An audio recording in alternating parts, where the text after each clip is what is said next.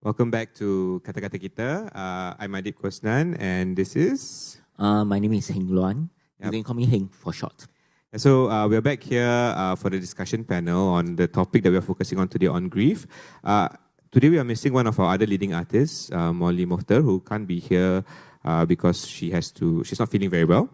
And our guest for today is also joining us from Zoom due to the new normal.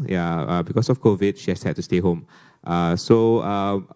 With that, I'd like to welcome our panelists, Kak Halijah Jantan, a palliative care nurse who also a survivor, who will share her story going through grief. Hello, Kak. Apa khabar? Oh, right. Thank you so much. Yeah, thank you for joining us today, and for also I've seen you've been engaging us with the comments and all that, right? I think before we start on the panel itself, maybe like you to just share a little bit about what you do and also your experiences with grief as an overall arc. Yeah. Good evening, everybody. I would like to thank you to both sides now for giving me the opportunity to share my cancer journey, and to the audience at the studio and at home. Thank you for having me. Okay. Again, my name is Halijah. I joined the hospice inpatient setting in 2004. That time when I joined, I thought because my father died when I was in first year as a first year nursing student, and died of cancer of the lung. Then my sister also had breast cancer. So with the intent go there in the sense that when you have all these like diagnoses that can cause death lah. So that means like how do I manage lah? How do I talk to the people, all these things lah. So my first experience when I'm the first month in the inpatient hospice, there was this Malay patient. So I was walking, I never nursed him before, I just walking past the ward. Then I saw him held out his hand and called me in. So I just walked in and hold his hand. So the wife is at his side lah. So I said, you want me to say prayer with you? Then he's not, he said lah. So halfway through, when I look at him, he's also having CA lung, cancer of the lung. So I just broke down. I start tearing. Exactly the experience transference came exactly what my father go through lah. He was very breathless during his last hour. So I think he doesn't have a good death. So I realized that I was the grief came back lah. So I just put down his hand. I ran to the toilet. I was crying inside the toilet. About say 10 minutes I ran out. So I went to my director of nursing lah. So I said, boss, I think I broke the rule. I cried in front of patient. I'm not a good palliative care nurse. Then he told me, Halijah, are you a robot? Only robot don't cry, I said, you can cry. I said, in the nursing board, nobody say you cannot cry. So he said, you are the chosen one. The patient choose you to walk with them, journey with them to the end. So I quickly ran out to him, and then by the time I came back, so sad, he really passed away. So from that time onwards, I realized that I'm here for the patient, no agenda, not because of my father, not because of my sister.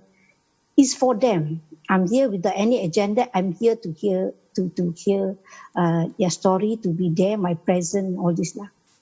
So what other experience in the sense, especially during the last hour, I have cases that family member run to me and say, nurse, you see my father breathing very fast. You call the doctor, make my father breathing normal. So I told them, you see when we breathe, the way you breathe, the way I breathe, this is normal for people who is living. But people who is dying, that is their normal breathing. The most important thing is at this hour, nobody can help. No doctor can help, no healthcare can help. It's important for you to go to your father, and tell him how much you love him, or you can tell him that whether you can ask for forgiveness, that will take care of your sister or your other sibling. That's the most important. That means to have closure, settle all our guilt or our unfinished business, at least easier for him transition to the next world, especially being a father, even how old the children is, especially, or being a mother, even how old the children is, when you want to transition to the next world. If your son not married or you have children that have difficulties, very difficult for them to leave the world business. So it's good that to have some closure. I have people that the last hour came to me, the family member came to me, and say like, it's very difficult, what shall I do? So a lot of these things is good that in the sense when they still able to talk to you, go to them, tell them how much you love them. Simple thing as even comb their hair or wipe their face. The act of love is if your loved one pass away, at least you feel that during that time I'm a good daughter or I'm a good son. You don't have any guilt feeling. You already done your best during that. I have people that who feel very guilty because I couldn't take care of my loved one. I need to work. Working in Singapore, nothing is free. When you work, you pay the bill. It's also you are a good children. You see. So if you cannot take care, you leave to any institution. Is that actually you are very good because you do your part. Let the professional take over . Okay, I think that because I do not want to take so much time, because I want to spend time more talking about my cancer journey . Thank you for sharing that. I think just giving the context, I mean, a lot of the things that you're sharing are like tangible things, or like at the moment of grief, or the moment of before the impending death. The certain things that to look out for, right? And I noticed you said something in the comments about not trying to say that you understand, because you will never understand, right? Correct. And it's like you're sharing ways that you can show these feelings without actually worrying too much about what the other person is accepting. Correct. Okay, my experience when I knew in this palliative care setting, in the hospice setting, is that I was doing project. I was having my costume project, so I talked to this young boy. So when we are students, there are sets of questions they will ask, like, so what when the patient so-called replied to me, when I say I understand, suddenly the father shouted at me. He said, "What do you mean by understand? You mean you go through dying before?" He said like that. So then I said, "Oh, okay." Then I changed my question. Said, "Oh, must be like very difficult, suffering." He said, "What do you mean by suffering? You are Muslim. You mean this is test from God? You mean, what do you mean by suffering? This is God test." So after that, I very careful on the choice of word . That time still raw, still new, so do not know what to say . So during that time also, I remember I have this patient. Like nowadays youngster, right? They like to use black. It's pretty like make them slim, right? So they visit their boss. So I was there. So the boss is Amor Caucasian. So he was say, "Who's dying here? Why everybody in black?" So you need to be very sensitive when you visit also. Do not use black clothing . So this. So when you talked about the experience of learning about being more sensitive through the words, and also through things like what you're wearing, right? When you were going through your own journey, right? Did you ever hear anything or experience anything that made you feel like the same way as that father? Yes, I'm very sad when I first know my diagnosis, right? Everybody asked me, "Khaliljah, you're a nurse, right? Why you never go for breast examination? Never do breast examination?"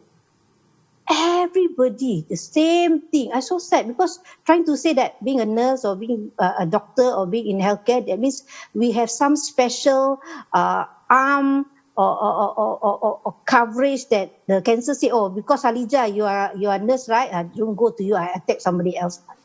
So this is the thing, it's very sad because I already in denial, not able to accept my so-called diagnosis.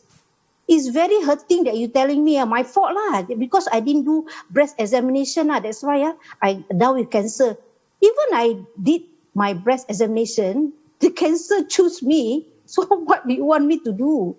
So it's very hurting lah to hear all these things lah. It's not very comforting lah. Kak So Halija. yeah. I mean, I thought that this is really very interesting because it sort of connects with just now when we were talking about the condolences message. You know, what words to use, the gesture, and I remember in the play, the uncle was saying, you know, because the young boy was saying, you know, hey uncle, get a phone now, call me. And uncle said, actually I want face to face. And it sort of coincide with actually what you were saying just now a lot, is that to be there. So maybe can you also continue to share with us, you know, in that journey of now that you have discovered, during that time when you discovered that you had cancer.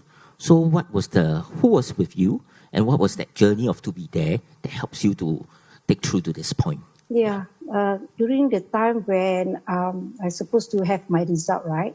So my husband is working lah. So he said, I wait for you in the clinic. So I said, so the appointment 12 o'clock. So my husband said, it's ready 12:30. Hey, dear, you better, my husband always call me dear lah. Dear, you better take cab now. Be waiting for you for 12 noon. You know, I said, yeah, I'm going out. Actually, I stay at home. Then after that, 11:45, I decided to walk slowly, you know. Then after that, I see all the taxi come. I refused to, my hand refused to flag down, no. And my husband called you, where are you? I said, yeah, on the way. Well, after that, about 10 minutes, I said, 10 minutes to 12, don't let people wait. Okay lah. So I flagged down. So flagged down, and this uncle, I don't know, I very angry. So why you drive so fast? Exactly, I arrived at 12 noon. No? I said, terrible. At least 12:45 or 1 o'clock lah, so I can miss the appointment. Then 12 o'clock, then go there. So when the doctor down there want to break the bad news with my husband together, when the doctor about to say, I said, don't need to say lah, cut short lah. I know I have cancer, right? So the doctor got so shocked, no? Like, don't need lah. I spare you the agony lah. You see, but actually I'm the one in suffering. So when the doctor say that about this treatment, then suddenly he was talking to my husband and me. I don't know what he's talking about. Suddenly, the minute I heard, don't need chemo. They said, see, I told my husband, see, the doctor said, don't need chemo. That means breast cancer, don't need chemo. See, so I don't need to go through chemo. Both of them look at me, puzzled, you know. You know, I'm selective hearing. You know why? Because you only want to hear the good news. You don't want to hear. Because I still denying what. So like, you know, doctor said, no. You only like the front part and the end part I join. But actually he's explaining what is it, what will the chemo do lah. What the treatment, what they're going to do.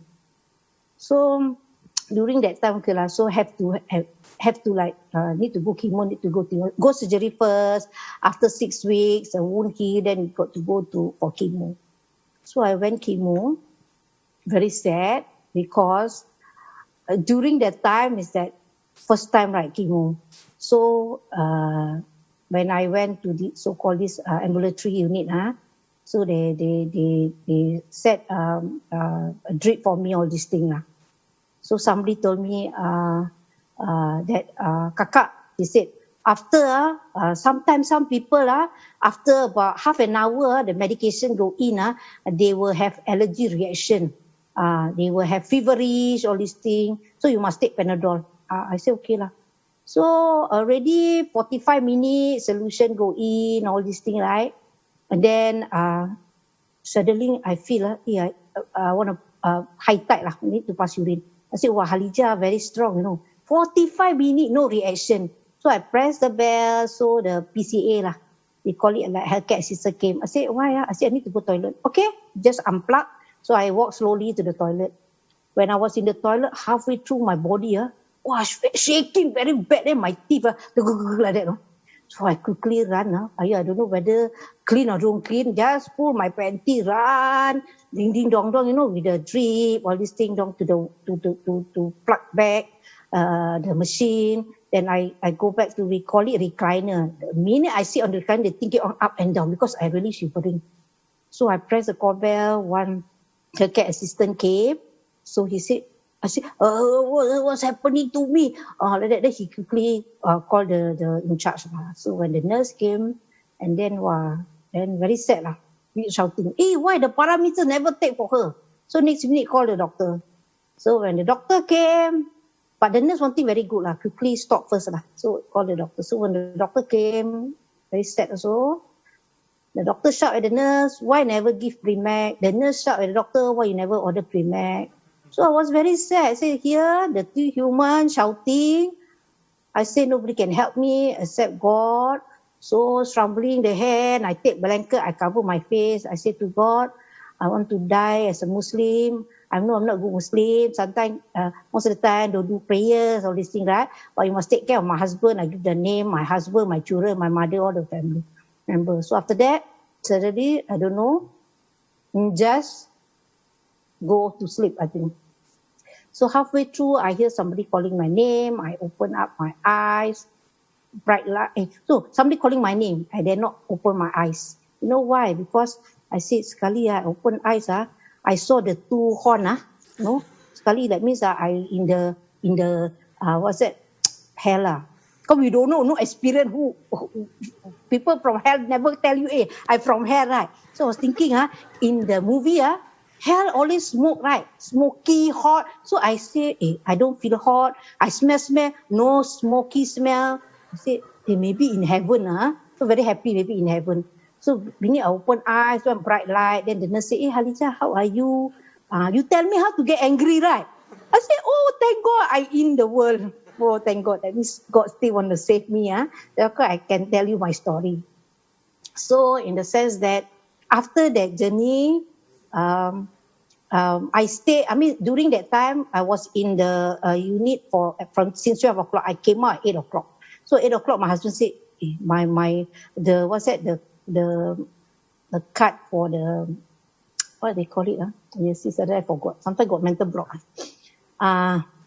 He said they cut $100 from his so-called cash card because too long, from 12 noon until 8 p.m. then we come out.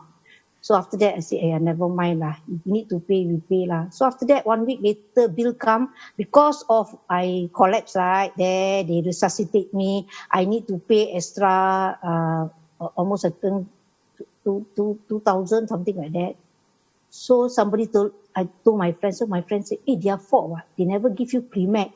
Why you never sue them? And then after that,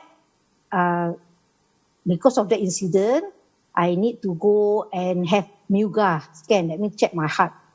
Then in Muga scan, during Muga scan, my friend said, do you know what your heart function before that? I said, I never go for all these things. Then he said, do you know that your heart function at 45%? So I went to see the doctor because of the medication, very cardiotoxicity affect my heart. I have to stop the whole treatment for 2 months because need to take medication to increase my heart function to 50%. So all these things, my friend said, go and sue the hospital. How can they do that to you? Because of that, your heart function. All these things, at the moment, we really got no energy. I already very tired of all these things, mistake after mistake. And then the next week, I very sleepy. Then I hear people crying, why so sleepy today? Somebody put a Premac to my at the chemo medication. That means double dose of the Premac. That's why I'm very sleepy. So again, every time I go for chemo, vomit, come back from chemo, vomit is very terrible. It's very terrible experience. So I was very tired all these things. So I told my husband, very tired with all these negative things. So my husband, will say, don't need to listen what other people say. Don't need to sue people. Important thing is that let's pray together. Pray to God that you survive this journey and let God handle all these people. That is not our business. If you sue people, you mean if you get the money, you're very happy. Bring back your heart to what, 100%? I say, yeah lah. So I learned to forgive myself. You know why? Because they are healthcare people. They are my friend. So when they make mistake, I learn to forgive myself because don't put expectations so high. Being human, right? All these things, right, will make mistake. I forgive myself for putting expectation. I accept in the sense that all this mistake, at the end, why God want me to be a better person? God want me to be a good nurse, to be patient advocate. Let me speak for patient. Because whatever I go through, I will tell my student, be it medical student, be it nursing student, that anything you do, please pause. Do not make mistake. For me, I'm blessed because I'm alive. If not, if other people, if they die, they cannot tell the story. So having said that, I'm very blessed because my husband is there to support me. My extended family, especially my sister, all that support me. But it's not easy, what I tell you. The journey itself, especially chemo, is really emotional labor. So what happened, go back, have to take medication because a lot of nausea, vomiting, right? One day, after my second chemo, I got peripheral numbness until mid-thigh to mid-hand. I couldn't walk. It's very difficult to walk. That means it's very painful. So one end, just one end to another end, it take me very long time. Even I insisted my husband, I want to go shopping. So it take me about 15 minutes, the children, the family look at me, crying. I was so angry. I said, no. Then my husband said, do you want wheelchair? You think I handicapped? So everybody keep quiet until walking for 15 minutes. I couldn't take it. I told them, okay, give me wheelchair.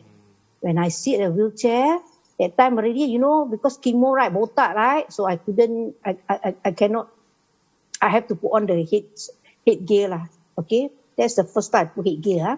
Halijah, those were the day, the hair all very coloured. It's not like now, the presentation. So when I was in the wheelchair, worse. People look at me and can tell me, hey, you on wheelchair? Who is this? I said, my children. Oh, you mean on wheelchair? You have 4 children, you see? It's so terrible, no? People degrade you, no? On wheelchair, that means I handicap, I cannot deliver. You see, that is really very painful. And then at home, I'm very angry. Then my husband served me medication. My husband said, oh, this is the time, dear, take your medication. You know what I told him? You tell me, if you guarantee me this medication will make me cancer-free, then I will eat. Then he just sit down. I shouted at him, so angry. Then he sit down beside me, just pacified me. He said, dear, when you are ready, I'm ready. So for half an hour, I make him sit down there, trying to eat with my heart very good. I suffer, you have to suffer. Because you are my other partner, right? So I suffer. But being a palliative care nurse, heart still compassion. After half an hour, I tell myself, Halijah, you're so terrible. You suffer, then let also your husband suffer. Then I said, okay, never mind, I'll take medication. There's some days that, again, emotional mobile, I tell my children, I was angry, I was shocked at them. Hey, you go and find new mother. This mother cannot check your homework, very worst mother. I tell my husband, hey, go and find new wife. No. This wife cannot even meet your basic need, cannot become good mother or that. No. So there is a time, it's very painful. I just shout. You know what my husband told them? Told my children, never mind, mommy is sick. You remember when she's not sick, how is she? She's the happiest, go lucky. She very agile. She will everything. She will laugh out. So these are the things sometimes, very comforting to hear. At times I realize, yeah, Halijah, you wake up. I talk to myself, Halijah, you wake up. No, why are you so difficult? No, people are trying to help you and you so difficult. There's one time because I'm very competent. I do in the extended family got problem. I'm the first one to be there to help. In my own family got problem. I'm the first one. So all the bills, all these things, I take care until during my culture journey, I couldn't pay the bill. I have to teach my husband, how to pay all this thing. No? So when suddenly I'm down with this, I tell myself, this cancer journey, I must be strong. I need to in the sense, do this treatment. I must be well because of my husband, because of my children, because of my extended family. But there's be a time people will say, oh, Halijah very strong. Suddenly my emotional labor set in and say, why I must be strong? No, why I cannot cry? Why you all keep on telling me I'm all right, I'm all right. I'm not all right, Why you don't allow me to cry? You know, like my friend put a box of tissue. Give me the tissue, Halijah. It's okay to cry. What is okay to cry? You give me tissue to tell me stop crying. I want to cry, cannot cry.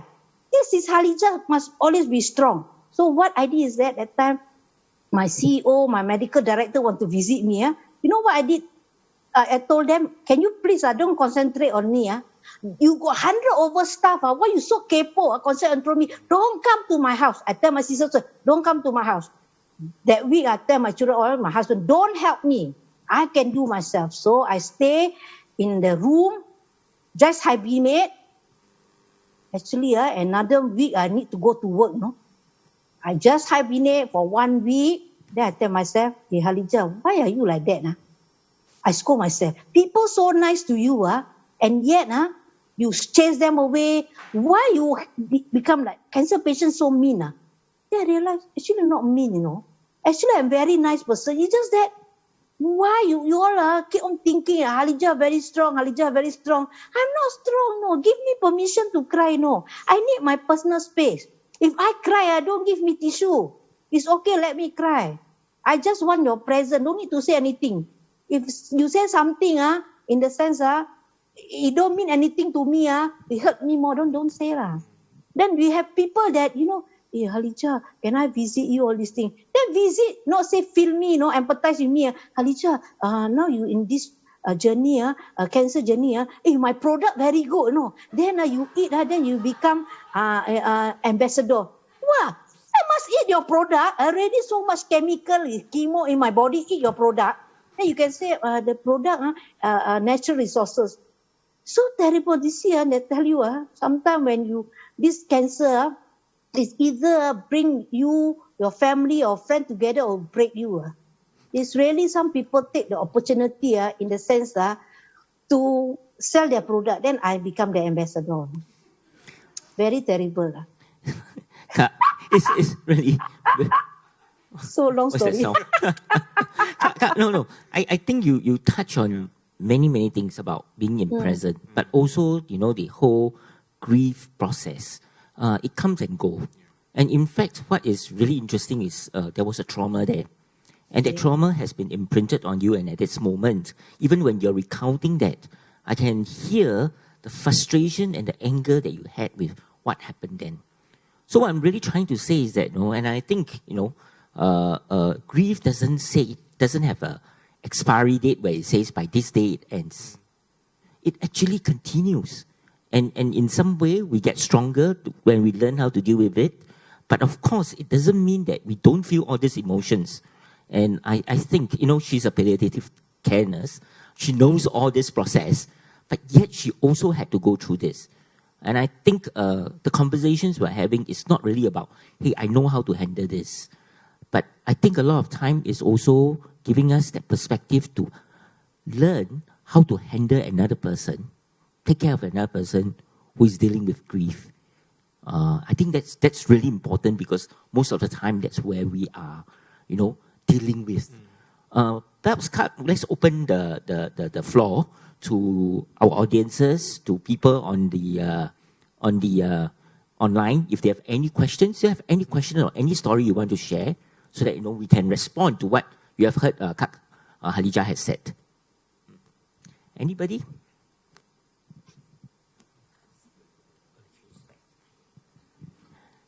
Yes.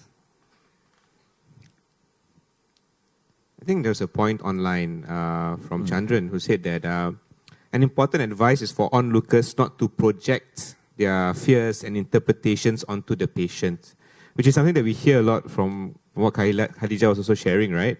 Just the simple act of, I'm giving you tissue so that I show you that I care, but at the same time, the signal that you might be telling is something as, I am not allowed to have this space to grieve.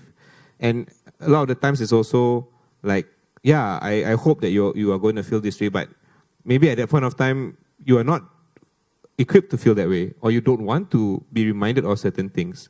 So it's something that, like Heng Long was saying, the idea of how to deal with that person, but not deal with that person in a way that is templated, that is, I think I feel this way, so I'm going to do it to somebody else. I mean, that is, the intention again is probably the right one, but at that point of time, it may not be what the other person needs.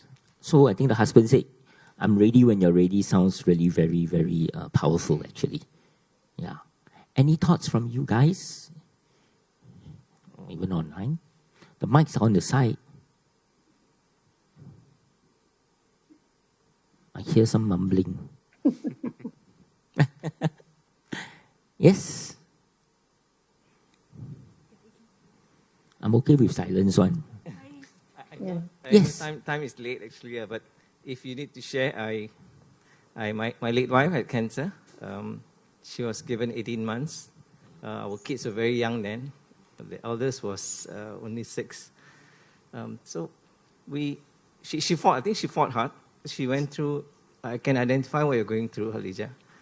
We went through for 3 years. Exactly the same that you went through. But I just want to share the terminal part. When the chemo doesn't work anymore, the oncologist told me that this is the time. This is the time, because at the start she already told us that different people respond differently to different medications. Yeah, not all cancers are alike. In fact, no two cancers are alike. Yeah, and doctors know that too. So the terminal part, what I thought was positive was she had closure. She had closure. In fact, if I were to say it, I wish I have cancer. Because she had closure, the last 10 days, she could see all her relatives. They came, and she talked to them. The last 3 days, she lost her voice. So I was the voice. But I thought the positive part was that. So the positive part of cancer, I would say, is the terminal part is not surprising. It's not shocking. And it gives closure. And for us Muslims, I think we kind of like accept that death is a certain thing. It's not to be avoided. Like what Halija said, it's not our business. It's God's business. So just live with it, accept it. I think more importantly, the people around need to accept it. Yeah? Because if today suddenly I drop dead, I think people can't accept it. Right? But so to give a reason for death, cancer is one of them. And I thought, personally having gone through it with my late wife, I thought it's a positive way. And that's when I first heard about living well and living well. That was 10 years ago. So I just want to share that if your friends have cancer, please don't have pity. Please don't have pity. I think it's an opportunity to have closure. But like what she said, yeah, just make it comfortable and don't treat us like, or don't treat them like abnormal people. Cancer is just another way of ending our journey here. Yeah. Thank you very much, Thank Mr. you. Rusty. I've been thinking about, at some point, illness has always been a metaphor of us being weak. That because you fall ill, you're weak. And that actually is quite scary, because then people take pity on you as if you have not done enough to get there. Right? Mm-hmm. You have anything to respond to that? To what? I think it was Rusty, right? Yeah. Yes. Mm-hmm. I think for my journey itself, like, talk about religion. Initially, in my denial, it's very difficult. So when it's so painful every day to go and vomit all the way up, vomit all the way, come back. Every day there's medication error or that, until it's so painful that I told my husband, die is better. Then my husband said, oh, as a Muslim, you cannot say like that. So I was so angry. I said, okay, that's why I refuse to talk to my Muslim friend. Because I having problem finding peace with God. So what I did is that I don't talk to my Muslim friend. I talk to my Chinese friend. I was so angry with God that I tell you, I ask forgiveness from God. I say bad words according to God. So I was so angry that I cannot say out. I have this one thing that I curse everybody that I hate. I curse God in this one thing. When there's good time, I ask God for forgiveness. I will write is another thing. So I have 2 things at collection that I don't show to people. Until when I come to a certain level, then why me? Why not you? You are the chosen one. Why God choose you? Why you survive when you collapse? All these things. Then I realized that I'm the chosen one. That's why I become the patient voice. So the first thing what I do is that I throw the two stupid thing lah. I call it stupid thing. Hey, this Hadijah, like that also cannot manage. Then I throw. Then I wake up in the sense that Hadijah, just be yourself. When you are with the patient, right? No agenda, just be yourself. So these are the things that we are there to work with them without any agenda, right? Then be, in the sense, truthful and sincere with yourself. Accept your limitation. Until now, my limitation is that I still have neuropathic pain. My leg on and off were really very painful. I have peripheral numbness. Because after 9 months, then I could walk. Until now, I didn't tell people, no. I just steady walk. The people didn't know actually I suffer a lot inside. But to me, it's okay. Just admit a limitation. If cancer come back again, just embrace, because cancer itself is part of you. When your time's up, your time's up. But important thing is that do good, be truthful, right? Sincere in whatever you do, then no regret. Then you find peace. So because of that, everything I think I do not take for granted. Like my husband sent me safely, I will thank him for the safe journey. He sent me to work, come back. Whatever the children did to me, I said thank you so much. Whatever they cook for me, all that, thank you so much. In the sense, because I want to say my thank you now. Not until like when I die, I couldn't tell them that how much I love them, how much I appreciate their so-called good work, all these things lah. So important is like, don't put expectation. Accept you're human, we are fragile. At times you're angry, but don't harbor so much. So very important thing is that before you sleep, night time, do reflection. What have you done? If today you hurt people, or tomorrow I say, I want to be a better tomorrow, I want to be a better Halijah the next day, right? Because hopefully tomorrow there's another day. Tomorrow I wake up, right? So when I wake up, thank God, I wake up, I will ask forgiveness to the people that yesterday I'm so sorry I scolded you. I shouldn't have shouted at you, all these things. This is sometimes, Halijah, the crazy one. So you just remember me as a good Halijah. Whatever crazy, you forgive me. Thank you. Thank you, Kak. Thank you, Kak Hadijah. I also think that it's Kak's sharing was so much about a process in the journey, that in that journey, you also found that in a way, your religiosity and your spirituality has a kind of expression through your reflexivity. Yes. And I think that reflexivity is so much important as a part of your faith and your belief, because it allows you to think yourself better, help yourself to become a better person in that way. I also then was thinking about what Rosti was saying, and then just now someone called up in the radio to Kachita. When you have a terminal disease, there's like a deadline, right? And you know the time frame. But in Yazid's story, it was sudden. And grief that comes in this kind of sudden death is a different kind of expression. It comes very differently. The shock, that sense of impact. You are never prepared. What would the last word would be? And in Rosti's story, there was time to hear closure. But in a sudden death, there wasn't closure. You don't even know whether the person who has passed away has closure. And it makes it even more difficult then for the survivors, to actually handle it. And maybe that's what Halijah has said. Have we already started expressing thanks, appreciation to people around us? And not wait for those moments, but we always wait, right? We always wait. We always think that this is not the time. But when is the right time to have that conversation, to have thanks? Yeah. Mm-hmm. I think we had quite a full discussion, and unfortunately we have run out of time for this segment. I just like to leave my last thoughts based on something that Big actually shared. He shared the phrase, "Jangan lemas dalam kerinduan." It means not to get drowned by this feeling of longing, right? And what Heng Ron just mentioned about, why wait and express what you feel. And I think that can help in eventually not getting to that place where we are overwhelmed. But it's also something that we can forget as we go along our lives, which is ironic because then when the end of life comes, sometimes we don't have the opportunity to have this closure. So I hope that this has at least brought some reflections about how we think about it and how we have conversations about it, because I think that does help us learn, right? Yeah. I just have one very last thought. I've been thinking about this thing about in the presence of someone versus the SMS.